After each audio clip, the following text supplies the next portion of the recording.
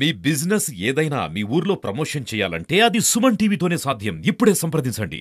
నారాయణ నారాయణ జయ గోపాల హరే.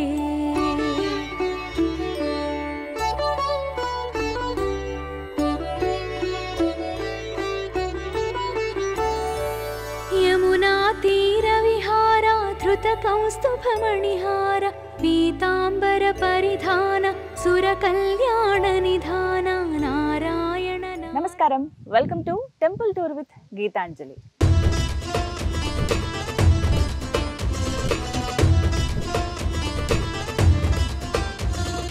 ఇవాల్టి కార్యక్రమంలో భద్రాచలంలో ఉన్నటువంటి అతి ప్రాచీనమైన దేవాలయం వీక్షించేందుకు మనం వచ్చేసాం. భద్రాద్రి అనగానే అందరికీ గుర్తొచ్చేది ఆ సీతారాముల వారి దేవస్థానం. కానీ ఆ దేవాలయం కంటే ముందు నిర్మితమైన అతి ప్రాచీనమైన శ్రీ భూనీలా సమేత రంగనాయక స్వామి వారి దేవాలయం కూడా ఒకటి ఉంది. ఇది చాలా తక్కువ మందికి తెలుసండి. సాక్షాత్తు ఆ రాముల వారి ఇలవేల్ పైన రంగనాయక స్వామి వారిని దర్శించుకుని ఈ ఆలయ విశిష్టతను తెలుసుకుందామా? పదండి. గోవింద గోవింద.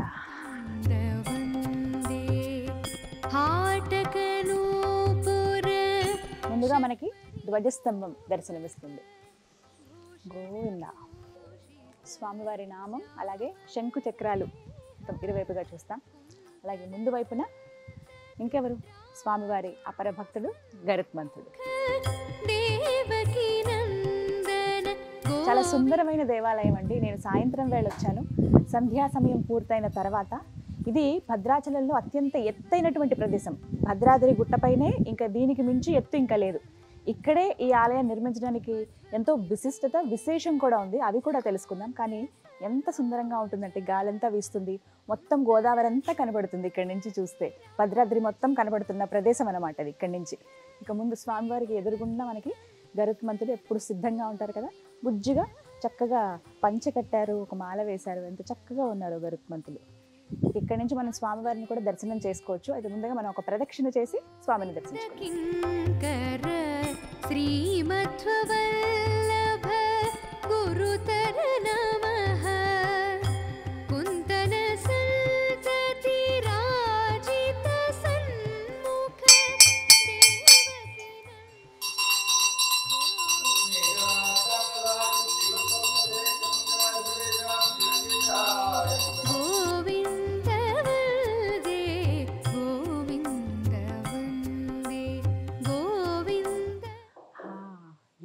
చక్కగా ఉన్నారు స్వామి, రంగనాయక స్వామి. నేను చాలా అరుదుగా, అంటే చాలా తక్కువగా వెళ్ళాను రంగనాయక స్వామి ఆలయాలకి. అందులోనూ ఇక్కడ భద్రాద్రిలో ఇలా ఉండడం అనేది చాలా విశేషం.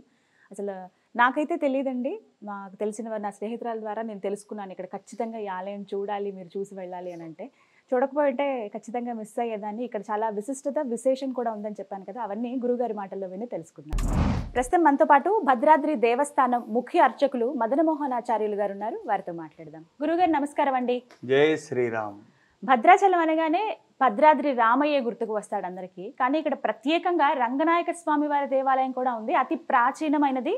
భద్రాద్రి రామయ్య మందిరం కంటే ఇంకా ముందే నిర్మించారని తెలుసుకుని వచ్చాము. ఆలయ విశిష్టత, అలాగే స్వామివారి గురించి విశేషాలు తెలియజేస్తారా? ప్రధానంగా మీకు తెలుసుకోవాల్సింది రాముని ఆరాధ్య దైవం రంగనాథ స్వామి అని ఫస్ట్ థింగ్. అవునండి. రెండవది రామదాసు గారు, కంచర్ల గోపన్న గారు ఎంఆర్ఓగా ఈ ప్రాంతానికి రావడం జరిగింది. పోకల దమ్మక్క అనే గిరిజన స్త్రీ రోజు ఒక తాటిపండు నివేదన చేయటం, ఓ మూర్తిని చూసి, ఆ చూసినటువంటి ఈ రామదాసు గారు ఎవరి మూర్తి, ఏ దేవుడు ఆలోచనలో పడ్డాడు. మామూలుగా ధనుర్బాణాలు పట్టుకున్నాడు కాబట్టి రాముడు అందామా అంటే 4 చేతులు ఉన్నాయి ఇక్కడ. ఎవరని భావన చేసుకోవాలి అర్థం కాదా. పైన 2 చేతుల్లో శంకుచక్రాలు ఉన్నాయి. ఆ శంకుచక్రాలు అంటే విష్ణు స్వరూపమే. విష్ణు భగవాన్ అంటే వైష్ణవ క్షేత్రాలన్నింటికీ కూడా ప్రధానమైన క్షేత్రం శ్రీరంగం. ఆ శ్రీరంగానికి వెళ్ళి అక్కడ ఆ ఆచార్యుడు రఘునాథ భట్టర్ గారని చెప్పి వారిని ఆశ్రయించి, స్వామి ఇలా ఈ దండకారణ్య ప్రాంతంలో నేను ఎంఆర్ఓగా చేస్తున్నాను. ఆ పరిసర ప్రాంతాలు తిరిగేటప్పుడు ఒక గిరిజన స్త్రీ ఒక మూర్తిని ఆరాధన చేస్తూ ఉంది. ఆ మూర్తి ఈ రూపంలో ఉన్నారు. ఆ మూర్తిని చూస్తే ఎనలేని భక్తి పారవస్యంతో నా హృదయం పొంగుతోంది. అసలు మూర్తి ఎవరు, ఏమైనా పురాణాల్లో ఏమైనా విశేషాలు ఏమైనా ఉంటే తెలియవలసిందని చెప్పి ప్రార్థన చేశారు.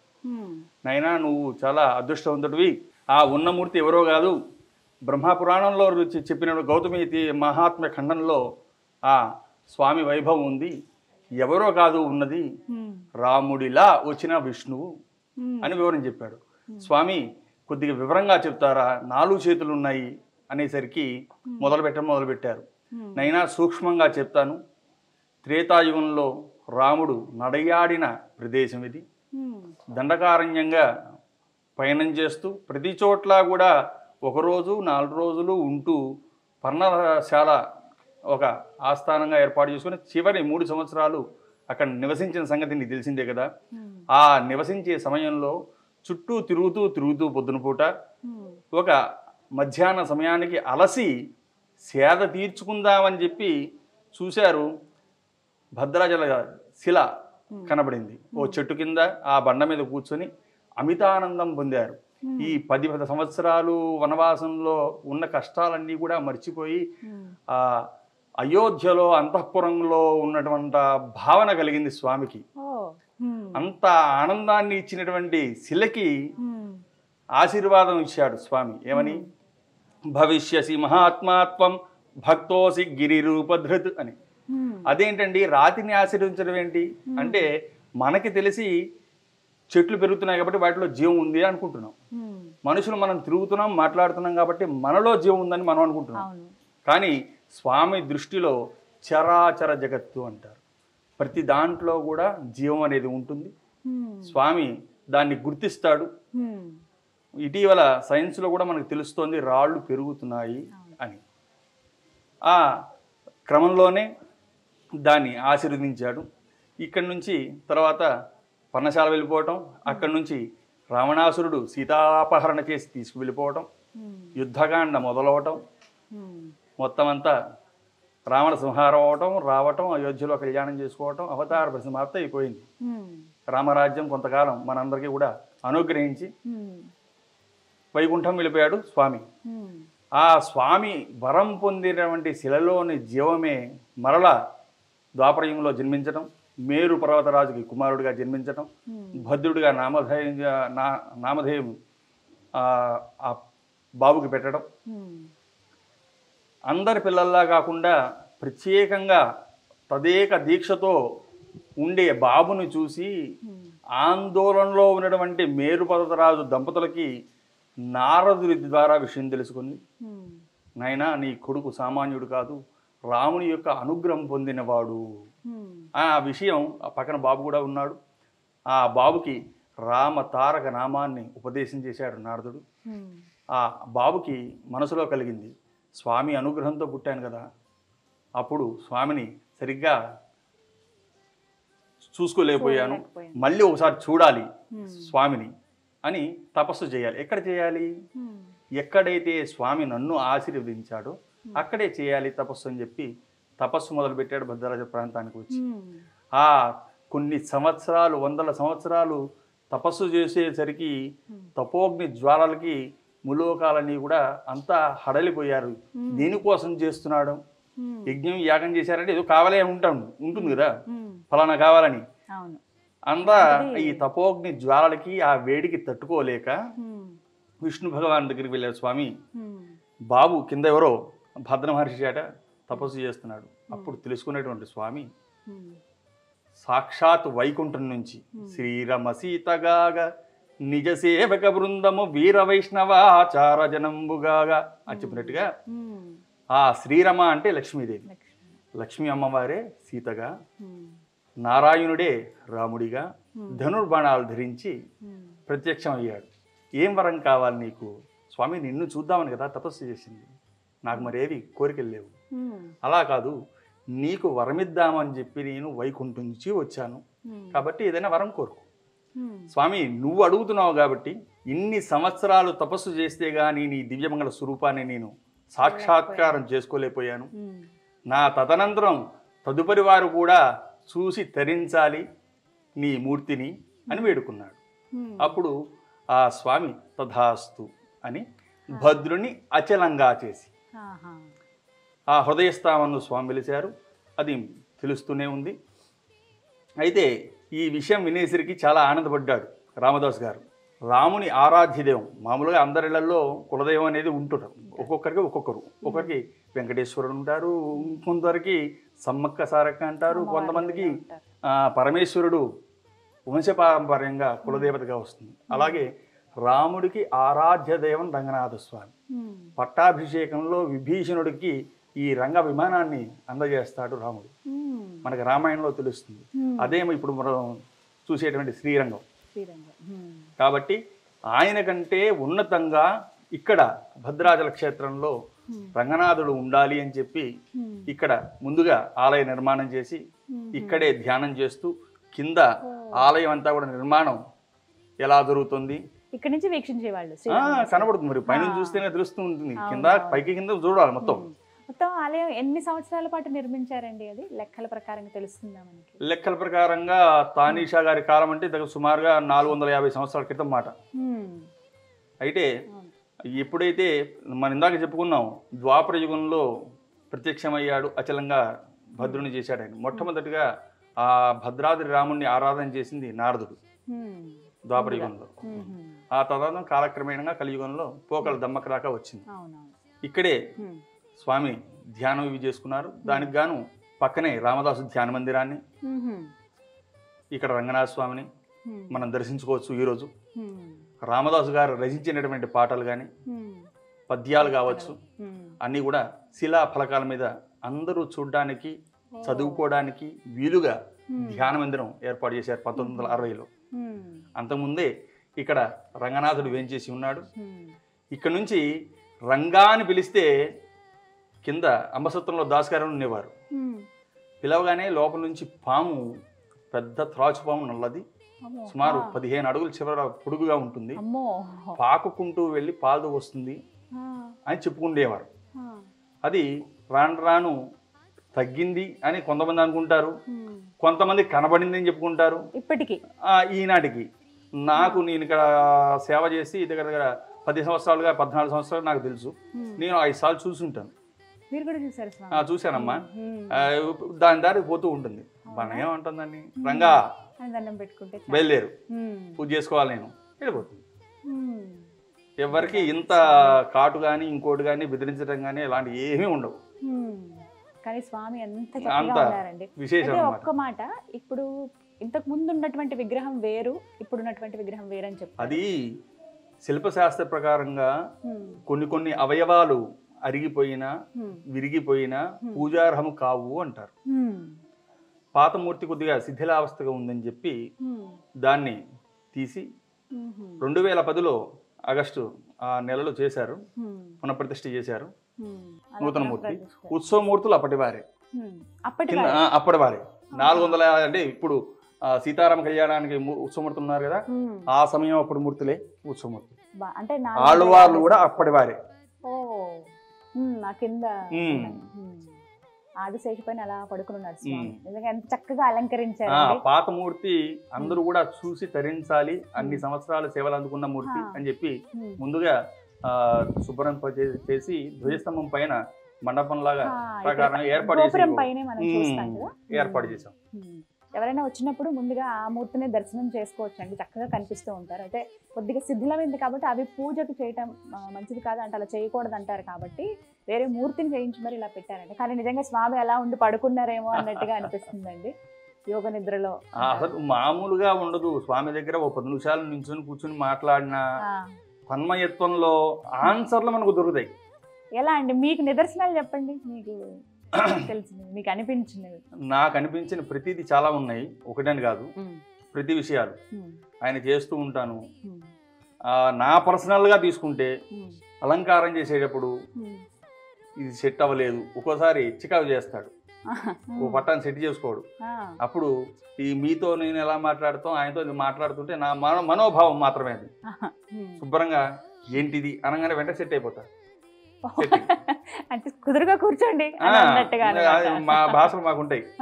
స్వామిని చిన్న పిల్లల్లాగా ఆ ప్రేమ అనేది ఆ ఆరాధనలో అంకిత భావంతో చేస్తే ప్రతివాడికి దొరుకుతుంది అది. కానీ చాలా అదృష్టవంతులండి మీరు, అంత దగ్గరగా స్వామికి ఉండి అంత చక్కటి పంచ అలంకరణ, రకరకాలుగా అలంకరణ చేస్తారట కదా మీరు, తెలుసుకున్నాను నేను.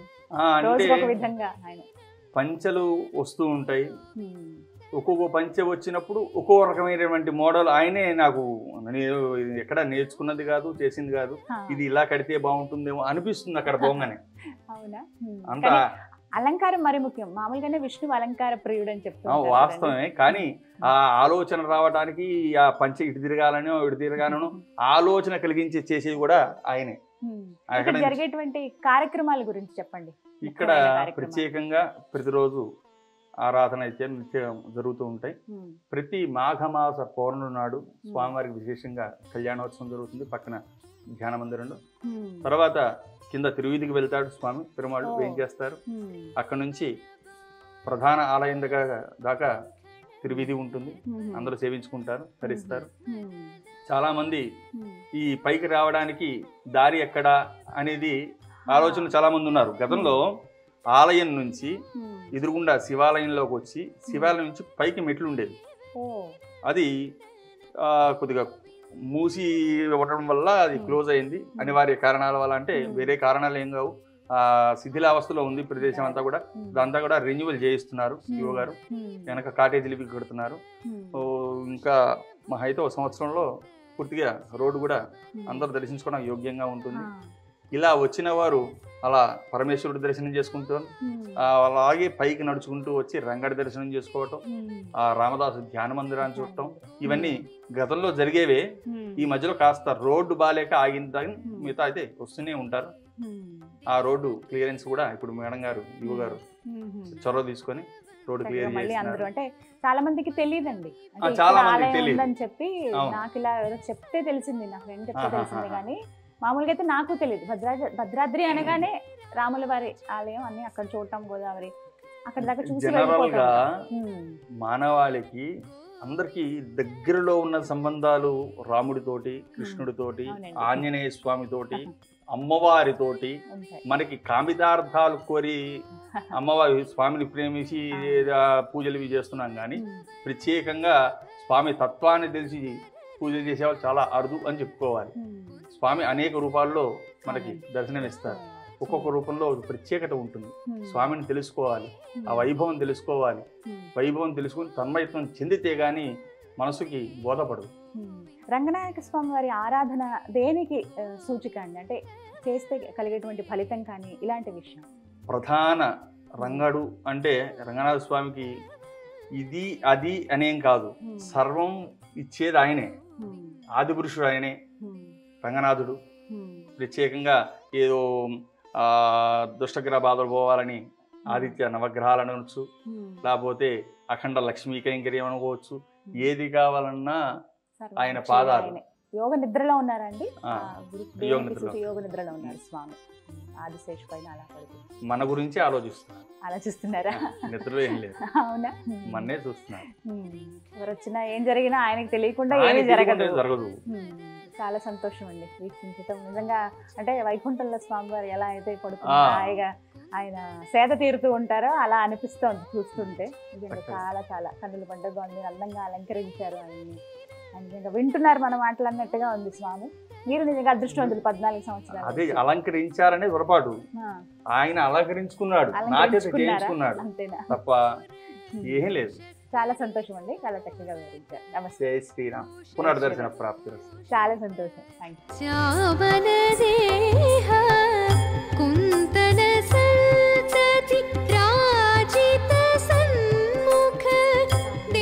దర్శనం ఎంత చక్కగా జరిగిందో. మూలమూర్తుల్ని ఫోటో తీయకూడదు కాబట్టి మీకు నేను చూపించలేకపోతున్నానండి. మీరు గనక భద్రాద్రి వస్తే రామయ్య దర్శనం చేసుకున్న తర్వాత ఖచ్చితంగా మీరు ఇక్కడికి రండి. ఇంకా మరీ ముఖ్యం ఏంటంటే, మేము ముందుగానే రంగనాయక స్వామిని ఆరాధిస్తాము, వారినే పూజిస్తాము, వారిని దర్శించుకుంటామంటే కనుక రంగనాయక గుట్ట అని అడిగితే ఎవరైనా చెప్తారు భద్రాద్రి ఆలయం దగ్గరికి రాగానే. అలా మీరు ఇక్కడ దర్శనం చేసుకుని, ఈయన స్వయంగా రాముల వారికి ఇలవేల్పు, రాముల వారే నిత్యం పూజించుకునేవాడు ఆ రంగనాయక స్వామిని. అలాంటి స్వామిని ముందుగా దర్శించుకుని ఆ తర్వాత మీరు వెళ్ళి ఆ భద్రాద్రి రాముడిని దేవుని దర్శనం చేసుకోవచ్చు. కానీ ఖచ్చితంగా ఈ ఆలయానికి రండి, ఎంతో సుందరంగా ఉంటుంది. చిన్ని బుజ్జి ఆలయమే కానీ అతి ప్రాచీనమైనది. ఇది అన్నిటికన్నా ఎత్తైన ప్లేస్ అనమాట. ఇంతకు మించి కొండ పైభాగం ఇంకేం ఉండదు. ఇక్కడ నుంచి చూస్తే పూర్తిగా భద్రాద్రి అంతా కనిపిస్తుంది. ఓవైపు గోదావరి, అంత సుందరంగా ఉంటుంది. ఎవరు కూడా మిస్ చేసుకోవద్దు. ఖచ్చితంగా భద్రాద్రి వచ్చిన వారు రంగనాయక స్వామి వారిని దర్శించుకుని తరించండి. ఇది వాళ్ళ టెంపుల్ టూర్ విత్ గీతాంజలి. మరో దివ్య ఆలయ సందర్శనంతో మళ్ళీ మీ ముందుంటాను. నమస్కారం.